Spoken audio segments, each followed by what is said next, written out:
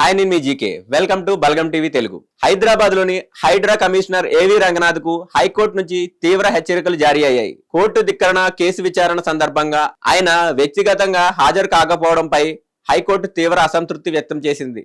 వ్యక్తిగత హాజరుకు మినహాయింపు కావాలంటే కనీసం అఫిడవిట్ దాఖలు చేయాల్సి ఉండగా అది కూడా చేయకపోవడంపై అధికారిగా ఆయన నిర్లక్ష్య వైఖరిని సూచిస్తోందని ధర్మాసనం ఘాటుగా వ్యాఖ్యానించింది.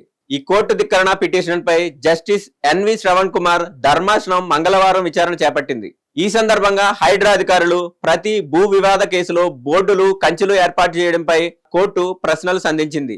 భూములను పిటిషనర్లు ఎక్కడికైనా తీసుకెళ్లే అవకాశం ఉందా, అలాంటప్పుడు బోర్డులు కంచెలు ఏర్పాటు చేయాల్సిన అవసరం ఏమిటి అంటూ ధర్మాసనం వ్యాఖ్యానించింది. అలాగే హైకోర్టు స్పష్టమైన ఆదేశాలు జారీ చేసిన తర్వాత కూడా దాదాపు 20 రోజుల పాటు సంబంధిత బోర్డును ఎందుకు తొలగించలేదని ప్రశ్నించింది. కోర్టు ఆదేశాలను అమలు చేయడంలో జాప్యం ఎందుకు జరిగిందో, అలాగే విచారణకు ఎందుకు హాజరు కాలేదో వివరిస్తూ పూర్తి అఫిడవిట్ సమర్పించాలని రంగనాథ్ను ఆదేశించింది. అనంతరం విచారణను మధ్యాహ్నానికి వాయిదా వేసింది.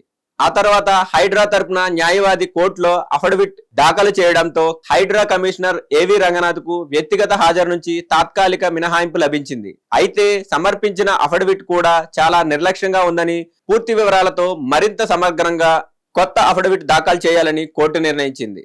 ఈ సందర్భంగా కోర్టు మరింత కీలక వ్యాఖ్యలు చేసింది. న్యాయస్థానం ఆదేశాలను విస్మరించడం లేదా అమలు చేయడంలో నిర్లక్ష్యం ప్రదర్శించడం ఒక ప్రభుత్వ అధికారిగా రంగనాథ్ కెరియర్ పై ప్రతికూల ప్రభావం చూపొచ్చని హెచ్చరించింది.